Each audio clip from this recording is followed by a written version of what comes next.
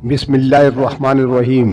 السلام علیکم سامعین کرام، آج آپ کے سامنے اس سلسلے کی 28ویں قسط حاضر ہے۔ پھر کچھ دیر بعد ابو مسلم گھر جانے کے لیے اٹھا تو اس کے قدم بری طرح لڑکھڑا رہے تھے۔ سردار تبریز نے اپنے دو خدمتگاروں کو حکم دیتے ہوئے کہا، سالار غزنی کو ان کے مکان تک چھوڑاؤ۔ پھر جب ابو مسلم خلوت گاہ کے دروازے تک پہنچا تو سردار تبریز نے اسے پکار کر کہا، ابو مسلم، تم ہمیں امیر سبکتگین سے نجات دو، ہم تمہیں اس کے سلسلے میں غزنی کے قلعہ و تخت دے دیں گے۔ ایسا ہی ہوگا سردار، ابو مسلم نے جھومتے ہوئے کہا، مجھے تھوڑا سا وقت درکار ہے تاکہ میں اپنے سپاہیوں کو کامیاب بغاوت کے لیے آمادہ کر سکوں۔ ہاں، بہت احتیاط اور اطمینان سے سبکتگین کے گرد موت کا جال بچھا لو۔ سردار تبریز نے مسکراتے ہوئے کہا، تمہیں ایک ہی وقت میں امیر غزنی، اس کے بیٹے اور گداگر نظام شاہ کا کام تمام کرنا ہے۔ یہ تینوں ہماری عیش کوشی کے راستے کا بھاری پتھر بن چکے ہیں۔ ابو مسلم نے لہراتے ہوئے اپنے سر کو جنبش دی اور ڈگمگاتے ہوئے قدموں سے باہر نکل گیا۔ ابو مسلم اور سردار تبریز کے خدمتگاروں کو یہ اندازہ نہ ہو سکا کہ آدھی رات کے اندھیرے میں بھی ان کا تعاقب کیا جا رہا ہے۔ وہ 5 نقاب پوش تھے جو سیاہ کپڑوں میں ملبوس ابو مسلم کا تعاقب کر رہے تھے۔ ان 5 نقاب پوشوں میں ولی عہد سلطنت محمود بھی شامل تھا۔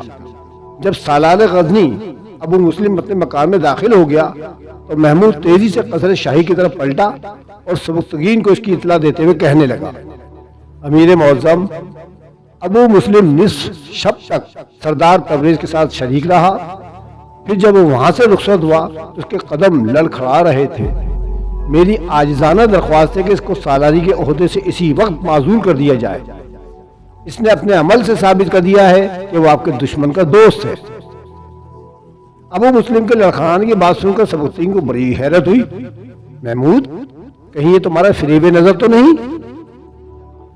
امیر ذیشان، میں نے پورے ہوش و حواس کے ساتھ ابو مسلم کے غیر متوازن قدموں کو دیکھا ہے۔ محمود نے واقعے کی تفصیل بیان کرتے ہوئے کہا، وہ اس طرح سردار تبریز کے ہاں سے برآمد ہوا تھا کہ 2 طاقتور خدمتگار اسے سہارا دیے ہوئے تھے اور پھر وہ اسی عالم میں اپنے مکان تک پہنچا تھا۔ مجھے یقین نہیں آتا کہ ابو مسلم جیسا جانباز سپاہی بھی مینوشی کی لعنت میں مبتلا ہو سکتا ہے۔ امیر سبکتگین بولا، مجھے اس بات کا تو شبہ تھا کہ وہ سردار تبریز سے دوستی نبھانے کے لیے میرے خلاف سازش بھی کر سکتا ہے، مگر اس کی شراب نوشی کا تصور میرے ذہن کے کسی گوشے میں نہیں بنا تھا۔ پھر اس سلسلے میں امیر محترم کو میری بینائی پر اعتبار کرنا مشکل ہوگا۔ محمود نے ادب و احترام کے ساتھ کہا، میں تمہاری آنکھوں پہ شک نہیں کر رہا ہوں فرزن۔ سبکتگین نے ٹھہر ٹھہر کر کہا، یقیناً تمہاری بینائی مجھ سے زیادہ ہے۔ میں تو ایک جانباز سپاہی کی موت کا ماتم کر رہا ہوں۔ سردار تبریز کی دوستی نے ابو مسلم جیسے شجاع انسان کو حوث پرستی کے زہر آلود خنجر سے ہلاک کر ڈالا۔ کاش ایسا نہ ہوتا، تو پھر اس کی معزولی کے احکامات جاری کر دیجئے۔ محمود بہت زیادہ مضطرب نظر آ رہا تھا۔ نہیں فرزند، سیاست کے نازک ترین معاملات میں ہم اتنی اجرت کا مظاہرہ نہیں کر سکتے۔ امیر سبکتگین نے کچھ سوچتے ہوئے کہا، ابو مسلم افواج غزنی کا پسندیدہ ترین سالار ہے، اسے یک بیک برطرف کر دینے سے کئی سنگین مسائل پیدا ہو سکتے ہیں۔ سب سے بڑا مسئلہ تو یہی ہوگا کہ اس طرح فوج 2 حصوں میں تقسیم ہو جائے گی۔ تو پھر محمود نے ایک مختصر ترین سوال کیا، ہمیں اس وقت کا انتظار کرنا ہوگا جب ابو مسلم پوری طرح بہک جائے۔ امیر سبکتگین نے اپنے جذباتی بیٹے کو سمجھاتے ہوئے کہا، پھر ہم اس کے سیاہ کردار کو اپنی بہادر افواج کے سامنے ظاہر کر سکیں گے۔ اس کے بعد غزنی کا کوئی سپاہی اپنے سالار کی حمایت میں آواز بلند نہیں کر سکے گا، اور اگر اس دوران بغاوت ہو گئی یا ابو مسلم کوئی نئی چال چل گیا تو؟ محمود بولا، ہم اپنی سی کوشش کر دیکھیں گے، باقی باتیں اللہ پر چھوڑ دو کہ وہی کارساز حقیقی ہے۔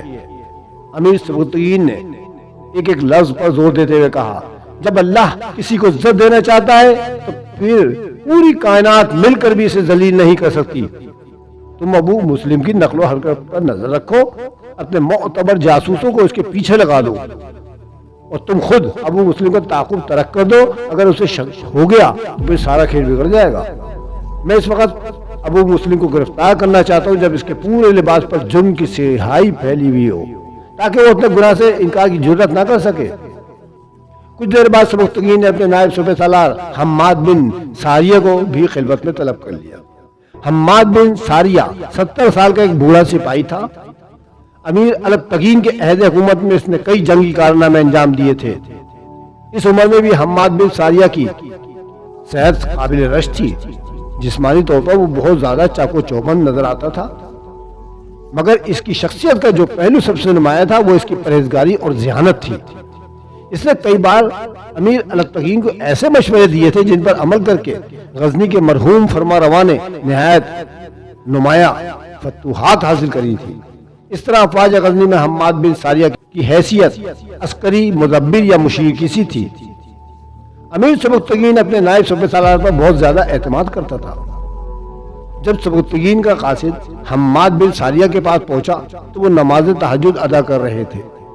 फिर जैसे ही बूढ़े सालार ने सलाम फेरा और उन्हें गजनी के अमीर का पैगाम मिला तो उन्होंने मुसल्ला लपेटा और कसरे शाही की तरफ रवाना हो गए। अमीर सबुख्तगीन ने अपनी खिलवत गाह के दरवाजे पर हम्माद बिन सारिया का इस्तेमाल किया। अमीर मौजिम, खैरियत तो है? हम्माद बिन सारिया ने मुसाफिर के लिए हाथ बढ़ाते हुए कहा, क्योंकि अमीर सबुख्तगीन ने पहली बार उन्हें रात के पिछले पहर तलब किया था और यह गैर मामूली सूरत हाल थी। अमीर सबुख्तगीन ने फौरी तौर पर जवाब देने के बजाय महमूद को इशारा किया कि वो खिलवत गाह का दरवाजा बंद कर दे। हम्माद बिन सारिया बड़ी हैरत से अमीर गजनी की तरफ देख रहे थे। मैंने आपको हमेशा अपने बुजुर्ग का दर्जा दिया है हम्माद बिन सारिया, अमीर सबुख्तगीन ने अपने नायब सूबे सालार को मुखातिब करते हुए कहा। अमीर की इस मोहब्बत को किसी सबूत की जरूरत नहीं है। हम्माद बिन सारिया ने इंतहाई असर अंगेज लहजे में कहा, मैं आपकी शिद्दत एहसास को दिल की गहराइयों से महसूस करता हूँ। क्या आपके ख्याल में मैंने इस्लामी निजाम के नफाज का ऐलान करके कुछ जुर्म किया है? अमीर सबुख्तगीन के लहजे में गहरी उदासी झलक रही थी। मुआज़ अल्लाह, हम्माद बिन सारिया ने घबरा कर कहा, आपकी इमारत तो तारीख गजनी का सबसे रोशन बाब है। अहले ईमान आपकी सरबराही पर फख्र करते हैं, मगर कुछ लोग मेरे इक़दामात को पसंद नहीं कर रहे। अमीर सबुख्तगीन ने निहायत गमज़दा लहजे में कहा। गजनी के हुक्मरान ने निगार खानों का कोई हवाला नहीं दिया, जबकि तबरेज़ की मुखालफाना सरगर्मियों को जिक्र किया। अबू मुस्लिम सरदार तबरेज़ से दोस्ती निभा रहा है और उसने मुमलिकत के मफाद को पसे पुश डाल दिया है। अभी मैं गजनी के सफ़र सलार को मुजरिम करार नहीं देता, मगर वो कल रात सरदार तबरेज़ की महफिल शराब नोशी में शरीक हुआ, ये कोई अच्छी अलामत तो नहीं। हम्माद बिन सारिया जैसा मुत्तकी सिपाही ये वाक़या सुनकर उदास नजर आने लगा। अमीर, इन लोगों को क्या हो गया है?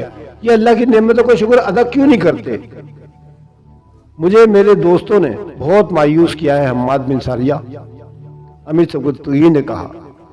मेरे लिए क्या हुक्म है अमीर? अचानक हम्माद बिन सारिया का लहजा पुरजोश हो गया। क्या गजनी के चंद बदमस्त मुमलिकत इस्लामी का मुस्तकबिल तारीख कर देंगे? नहीं नहीं अमीर मौजिम, ऐसा नहीं हो सकता। अगरचे अब मेरे बाजुओं से शरारे नहीं उठते, लेकिन खुदाए लाजवाल की बख्शी हुई ताकत की कसम, मेरी शमशीर की काट में अब भी वही तेजी है। अगर हुक्म हो तो इन जमीर फरोशों के सर कता करके आपके कदमों में रख दूं। जोश जज्बात के सबब हम्माद बिन सारिया के चेहरे पर तनाव पैदा हो गया था। सबुख्तगीन ने बेकरार होकर बूढ़े सालार के हाथ अपने हाथों में ले लिए। नहीं मेरे बुजुर्ग, अभी वो वक्त नहीं आया। अमीर गजनी के लहजे में हल्का सा इर्तियाश था। मैं चाहता हूं कि आप अबू मुस्लिम की इन सरगर्मियों पर नजर रखिए जिनका ताल्लुक बराह रास्त अफवाज गजनी से है। अगर इसने मेरे लश्करों की जमीन में नफरत और बगावत के बीज बो दिए तो फिर ये जहरीली फसल हमारी अस्करी कुव्वत को तबाह बर्बाद कर डालेगी। मैं हर खिदमत के लिए हाजिर हूं अमीर मोहतरम। हम्माद बिन सारिया का लहजा बहुत ज्यादा पुरजोश था। आप मुतमईन रहें, मैं अबू मुस्लिम को मुल्क की सालमियत पर शब खून मारने नहीं दूंगा। बुजुर्ग, मेरी एक और ख्वाहिश है। अमीर सबुख्तगीन ने बूढ़े सालार की तरफ देखते हुए कहा। آپ غزنی کے لشکروں کی قیادت کریں اور میرے بیٹے محمود کو ایک شاگرد کی حیثیت سے جنگ کے اسرار و رموز سمجھائیں۔ نہیں امیر معظم، حماد بن ساریہ نے کہا، میں اپنے آپ کو اس منصب کا اہل نہیں سمجھتا۔ اللہ گواہ ہے کہ میرے دل میں قیادت کا جذبہ کبھی پیدا نہیں ہوا، بس اپنے سینے میں ایک ہی خواہش لیے آج تک زندہ ہوں کہ مقدور بھر اسلامی لشکر کی خدمت کر سکوں، یہاں تک کہ کسی محاذ پر میرے جسم کے ٹکڑے ٹکڑے ہو جائیں اور پھر اپنے خالق سے اس حالت میں ملوں کہ پورا بدن لہو میں تر ہو۔ یہ کہتے کہتے حماد بن ساریہ کی آنکھیں اشکوں سے لبریز ہو گئی، مگر ابھی تک میری دعا قبول نہیں ہوئی۔ ایسا لگتا ہے کہ بستر پہ ایڑیاں رگڑ رگڑ کر مروں گا۔ نہیں میرے بزرگ، امیر سبکتگین نے تسکین آمیز لہجے میں کہا، کون جانے کہ کب آسمان سے اس کی رحمت نازل ہو جائے۔ آپ کا شوق شہادت ہر مسلمان کے لیے ایک مثالی حیثیت رکھتا ہے، کاش غزنی کے ہر باشندے کے دل میں یہی جذبہ بیدار ہو جائے۔ آمین۔ حماد بن ساریہ نے سر جھکا دیا اور امیر غزنی کی خلوت گاہ سے نکل کر چلا گیا۔ سپہ سالار ابو مسلم نے بڑی ہوشیاری سے اپنے معتمد سپاہیوں کو اس کام پر متعین کر دیا کہ وہ امیر سبکتگین کے بارے میں دوسرے سپاہیوں کی رائے معلوم کر سکیں۔ ابو مسلم کے جاسوسوں نے جلد ہی سے یہ اطلاعات پہنچا دی کہ لشکر کے بیشتر سپاہی امیر سبکتگین کو عزت و احترام کی نگاہ سے دیکھتے ہیں۔ ابو مسلم اس قسم کی خبروں سے بہت پریشان ہوا۔ پھر اس نے سردار تبریز کے سامنے اپنی الجھن بیان کرتے ہوئے کہا، امیر کے خلاف بغاوت اتنی آسان نہیں ہے۔ میرے 100-200 مخصوص سپاہیوں کے علاوہ پورا لشکر سبکتگین کی حمایت کا دم بھرتا ہے۔ تمہیں پوری فوج کی بغاوت کا انتظار نہیں کرنا چاہیے۔ سردار تبریز نے اپنی ساتھی عمرہ کے سامنے ابو مسلم کو مشورہ دیتے ہوئے کہا، تمہیں تو امیر سبکتگین اور اس کے بیٹے محمود کو قتل کرنا ہے، پھر غزنی کا تمام لشکر تمہارے سامنے سارے اطاعت خم کر دے گا۔ تمہارے یہ سارے اندیشے امیر کی زندگی تک ہیں۔ جس دن امیر ہلاک ہو گیا، اسی روز تمہارے دل میں پیدا ہونے والے وسوسے بھی دم توڑ دیں گے۔ اور وہ بوڑھا حماد بن ساریہ بھی ہر وقت سائے کی طرح میرے تعاقب میں لگا رہتا ہے۔ ابو مسلم نے پریشان لہجے میں کہا، مجھے اس کی آنکھوں میں شک کے سائے لرزتے ہوئے محسوس ہوتے ہیں۔ ایسا لگتا ہے جیسے امیر غزنی نے اسے میری جاسوسی پر متعین کر دیا ہے۔ حماد بن ساریہ سے تو آج ہی پیچھا چھڑا لو۔ سردار تبریز نے کہا، غزنی کے سپہ سالار کی حیثیت سے اسے معزول کر دو۔ اگر امیر اس کا سبب پوچھے تو کہہ دینا کہ وہ بہت زیادہ بوڑھا ہو چکا ہے اور ایسے ضعیف سپاہی ہمارے اتنے اہم منصب کے لائق نہیں ہوتے۔ حماد بن ساریہ کو ہٹانے کے بعد تمام بڑے عہدوں پر اپنے اپنے آدمیوں کو فائز کر دو۔ اس کے بعد سبکتگین بھی بے دست و پا ہو جائے گا اور بغاوت بھی آسان ہو جائے گی۔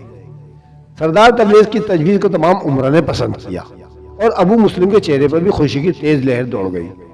اب وہ تصور میں غزنی کے تخت کو اپنے قدموں کے نیچے دیکھ رہا تھا۔ دوسرے دن ہی نائب سپہ سالار حماد بن ساریہ کو ایک خاص منصوبے کے تحت معزول کر دیا گیا۔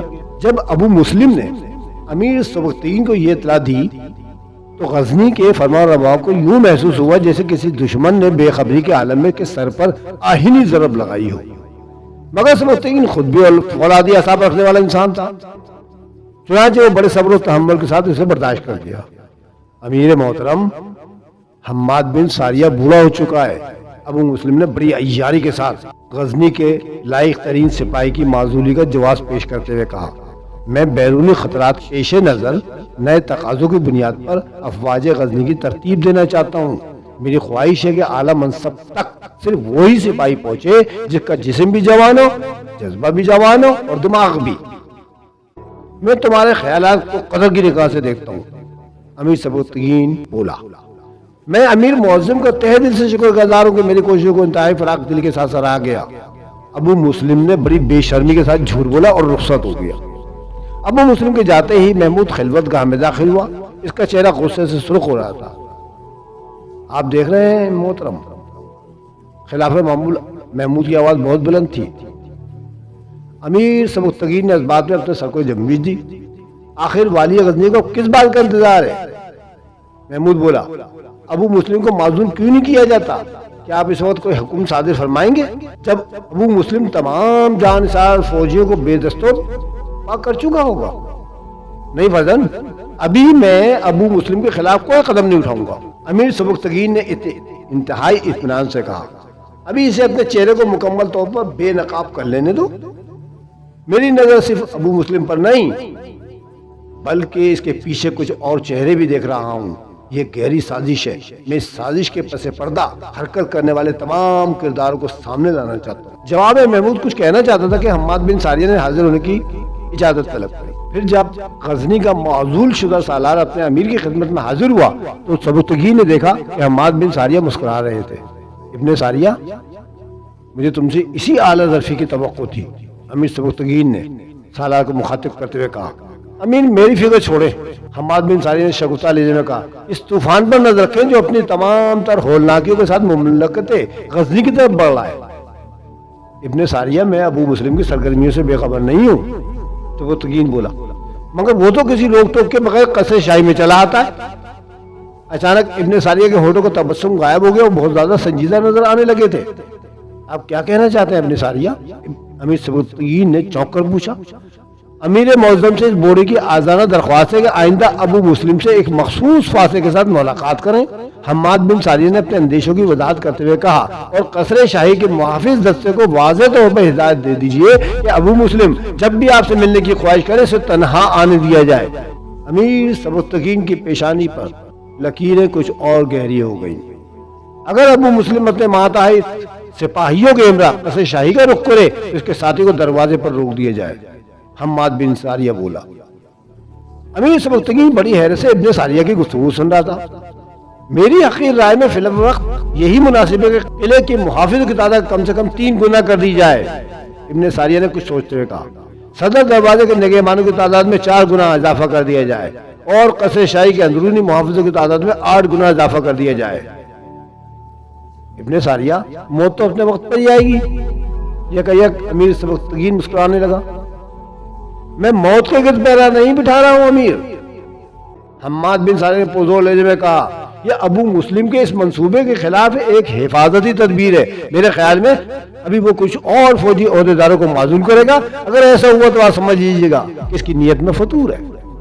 پھر ابن ساریہ کی قیاس آرائی درست ثابت ہوئی. ابو مسلم نے تقریباً تمام بڑے عہدیداروں کو معزول کر کے ان کی جگہ اپنے پسندیدہ سپاہیوں کو نامزد کر دیا.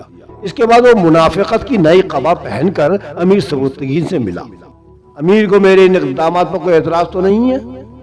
ابو مسلم نے نہایت عاجزانہ لہجے میں کہا. نہیں ابو مسلم.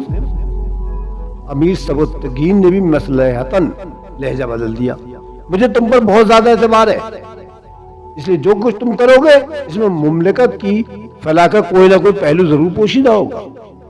ابو مسلم نے انتہائی ریاکاری کا مظاہرہ کرتے ہوئے نصف قد تک جھک کر امیر سبکتگین کو سلام کیا اور خلوت گاہ سے رخصت ہو گئے. قصر شاہی سے واپس آتے ہوئے اس کے قدم زمین پر نہیں پڑ رہے تھے. ابو مسلم کو یقین ہو گیا تھا کہ امیر سبکتگین ایک احمق اور بے عقل فرما روا ہے اور اس کی یہی سادہ لوہی ان قریب اسے عبرتناک انجام تک پہنچا دے گی. ابو مسلم کے جاتے ہی امیر سبکتگین نے حماد بن ساریہ کو خلوت گاہ میں طلب کیا اور ابو مسلم سے ہونے والی گفتگو حرف منتقل کر دی. ابن ساریہ کی آنکھوں میں ایک عجیب سی چمک ابھر آئی. میں جانتا تھا امیر معظم وہ ایسا ہی کرے گا. میں آپ کی ذہانت کا قائل ہوں ابن ساریہ. امیر سبکتگین نے مسکراتے ہوئے کہا. اب آپ کا کیا مشورہ ہے؟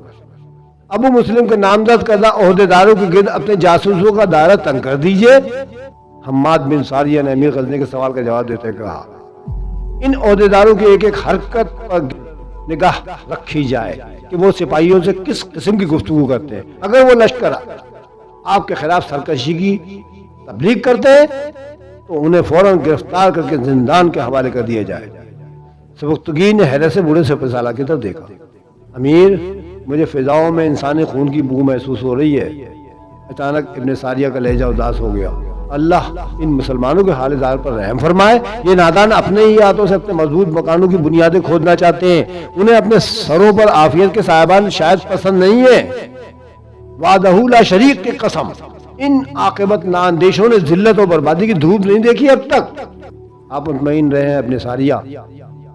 امیر سبکتگین نے پرجلال لہجے میں کہا. یہ چند منافق عافیت اس صاحبان میں ہلکا سا شکاب بھی نہیں ڈال سکتے. اللہ کرے ایسا ہی ہو. ابن ساریہ نے حسرت آمیز لہجے میں کہا اور امیر سبکتگین کو ابو مسلم سے دور رہنے کا مشورہ دے کر چلے گئے. خدا حافظ.